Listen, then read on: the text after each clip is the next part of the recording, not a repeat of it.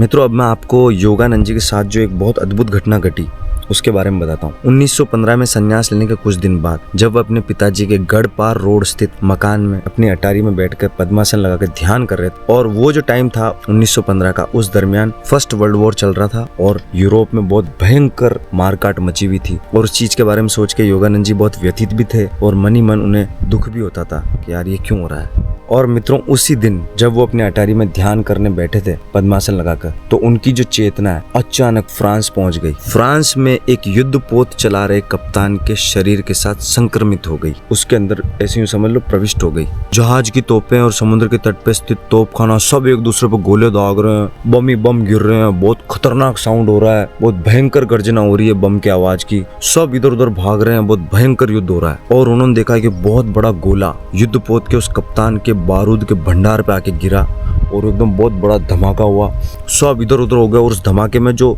बचे हुए नाविक थे ना, वो इधर उधर भागने लगे। वो अभी देख रहे हैं कि वो योगानंद जी है ही नहीं है, अभी वो यूं समझ रहे हैं जैसे ध्यान के अंदर के वो कप्तान है और वो भाग रहे हैं इधर उधर। और इधर उधर उस धमाके के बाद सब अपनी जान बचा के भाग रहे हैं, बहुत से तो मर गए और वो भी भाग रहे हैं समुद्र के किनारे। जैसे वो तट पे लगे तो उनका दिल बहुत जोर से धड़क रहा था। फिर उन्होंने देखा कि एकदम बहुत ध्वनि की रफ्तार से भी तेज एकदम गोली आई, उनके सीने को भेदती हुई पीछे से निकल गई और वहीं धड़ाम से गिर गए, यानी कि वो जो कप्तान था वो वहीं ढेर हो गया। तब उन्होंने देखा कि अब बस मेरे प्राण निकलने वाले। वो ध्यान में यहाँ देख रहे कि अब मेरे प्राण निकलने वाले। उनको पता ही नहीं कि वो ध्यान में, वो देख रहे हैं कि मेरे प्राण निकलने वाले, क्योंकि वो जो कप्तान था वो अपना शरीर छोड़ रहा था। तो ऐसे वो देख रहे थे कि वो भी अपना शरीर छोड़ रहे हैं। एकदम उनको लगा कि बस अब ये मेरी आखिरी सांस है, अब मैं मरने वाला हूँ। जैसे ही उन्होंने देखा, एकदम से उन्होंने देखा कि वो तो अपने कलकत्ता वाले पिताजी के घर में ध्यान कर रहे हैं पद्मासन लगा के। उनको इतना गहरा अनुभव हुआ। लेकिन इस अनुभव के बाद योगानंद जी खुद घबरा गए, टटोल के अपने शरीर को देखने लगे, चेक करने लगे, छाती पे हाथ फेरने लगे, कहीं मेरे गोली तो नहीं लग गई। मित्रों, उनकी चेतना उस कप्तान के शरीर के साथ इस तरह संक्रमित हो गई और वो इस तरह तादाद में हो गया उनका कि जब वो ध्यान से एकदम उन्होंने देखा ना कि अरे यार वो घटना तो फ्रांस में हो रही है, मैं तो यहाँ बैठा हूँ, लेकिन इतना जबरदस्त कनेक्शन हो गया और उनको वो पूरा अनुभव जैसे वो मरे हैं, गोली उनको लगी। तो वो अपनी छाती पे हाथ फेरने लगे, एकदम बार बार शरीर पे ऐसे चिकोटी काटने लगे कि हाँ मैं यही हूँ, मैं मरा नहीं हूँ, मैं जिंदा हूँ, अभी मैं ठीक हूँ एकदम। बहुत गजब उनको अनुभव हुआ। मित्रों, इस बात को कंफर्म करने के लिए वो इतने इधर उधर हिलने लगे, पूरा शरीर ऐसे हिलाने लगे, गोल गोल इधर उधर घूम के पूरा चेक करने लगे अपने आप को।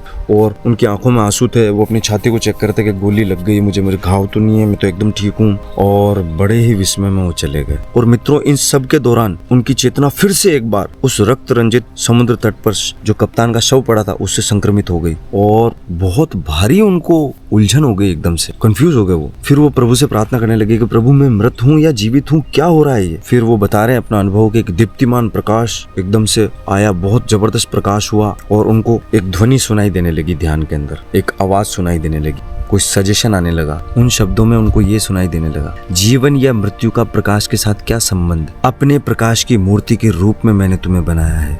जीवन और मृत्यु के द्वैत या द्वंद्वों का संबंध केवल और केवल माया से है, इसीलिए अपने मायातीत स्वरूप से जागो, जागो मेरे बच्चे जागो। ये सब उनको ध्यान में सुनाई दे रहा था जब वो एकदम से लाइट हुई और ये शब्द उनको सुनाई देने लगे ध्यान में। मित्रों, इस अनुभव के बाद ये सारी बातें, जब वो प्रकाश हुआ एकदम से ये शब्द उनको सुनाई देने लगे, तो ये सब बातें उन्होंने सुनी ध्यान के अंदर।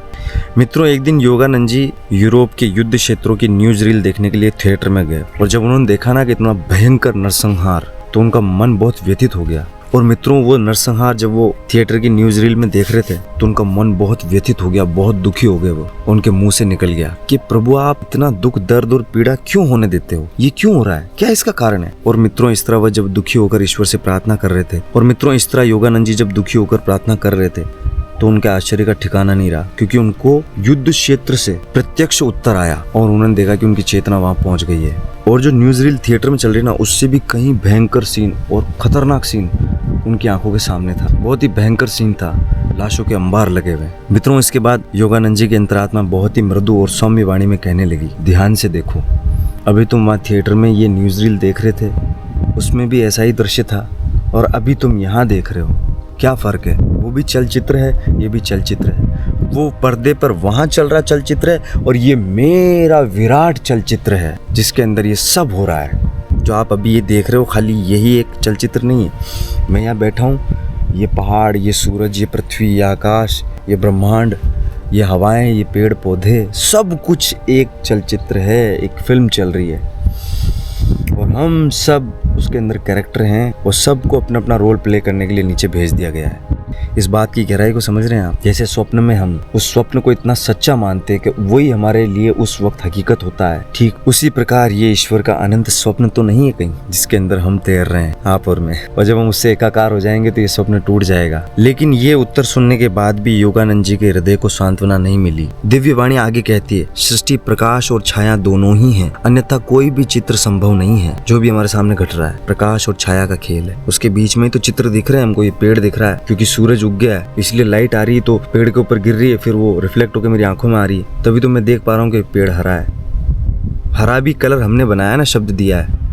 कैसे कहते हैं कि हरा है? हरा मतलब क्या? हमने एक, ठीक है, समझने के लिए एक नाम दे दिया कि हरा मतलब ये होता है, हरा मतलब ऐसा होता है। अब ये ऐसा क्या है? क्या है ये? कोई जवाब नहीं है, किसी के पास नहीं है कोई जवाब। हरा मतलब क्या? एक सवाल कर रहा हूँ मैं, हरा मतलब क्या? हरा मतलब हमने एक आइडेंटिटी बना दी, मतलब ये ऐसा ऐसा जहाँ दिखता है मतलब वो हरा है। माया के भले और बुरे गुण बारी बारी एक दूसरे पर हावी होते रहते हैं, अच्छाई और बुराई के। मित्रों, आप भी सोचो, अगर इसी संसार में अखंड आनंद की प्राप्ति हो जाए तो मनुष्य किसी दूसरे लोक की कामना करेगा ही क्यों जाएगा? वो कहेगा भाई सब कुछ सही है यहाँ, कुछ नहीं चाहिए, बस मिल गया आनंद, क्या चाहिए, हो गया काम। लेकिन ऐसा नहीं होता।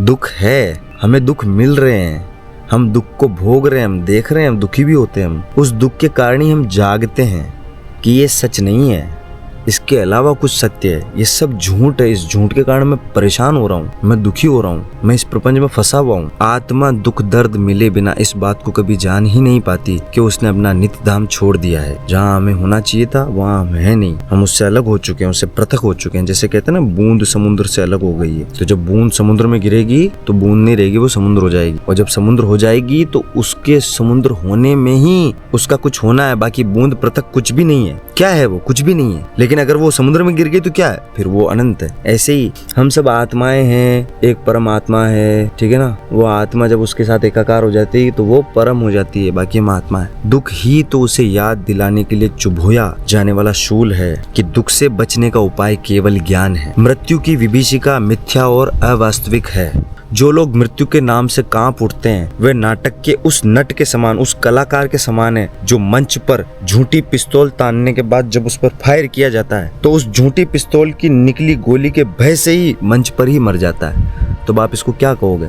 मतलब हम जो हमारा मृत्यु का भय है वो माया में फंसे हैं, इसलिए इतना मृत्यु का भय है, और हम शरीर से इतने बंधे हैं कि हमें लगता है कि हम यही हैं। ये तो न जाने कितनी बार छूटा है, इस बार भी छूटेगा ये, लेकिन हम इससे इतने ज्यादा जकड़े हुए हैं, सब कुछ इसी को मान के बैठे हैं। हम इसके अंदर रह रहे हैं, ये कार है, इसके अंदर ड्राइवर बैठा है, ड्राइवर निकलते कार पड़ी रहेगी। अगर इसको कोई जलाएगा नहीं तो ये सड़ती रहेगी, फिर डिजोल्व हो जाएगी मिट्टी में, पानी में, अग्नि में। सारे तत्व अपने अपने तत्वों में विलीन हो जाएंगे। पंच तत्वों से जो बनी है ये, उस हिसाब से वो विलीन हो जाएगी। लेकिन हम हिंदू संस्कारों के हिसाब से अग्नि में दे देते हैं ताकि सारे तत्व एक दूसरे में विलीन हो जाए। और बहुत से गाड़ते हैं, बहुत से अलग अलग तरीके से अलग अलग संप्रदायों में होता है। मित्रों, बात जो है वो ये है कि मृत्यु की विभीषिका जो है वो मिथ्या और अवास्तविक है। वो सिर्फ माया में बहुत भयंकर उलझे हुए और शरीर को ही सब कुछ मानकर जीने वाले इंसान को ही डराती है। ईश्वर कहते हैं कि मेरी संतानें प्रकाश की है, वे सदा माया के अंधकार में सोई नहीं रहेगी, वे प्रकाश की ओर जाएगी और उसको पाएगी भी और मुक्त भी होगी और निश्चल सच्चिदानंद में स्थिर भी होगी। तो मित्रों, ये था जो आज हमने पढ़ा। काफी लंबा था ये चैप्टर ही बहुत लंबा था, 17 पेज का चैप्टर था, इसलिए 2 भागों में इसको हमने डिवाइड किया।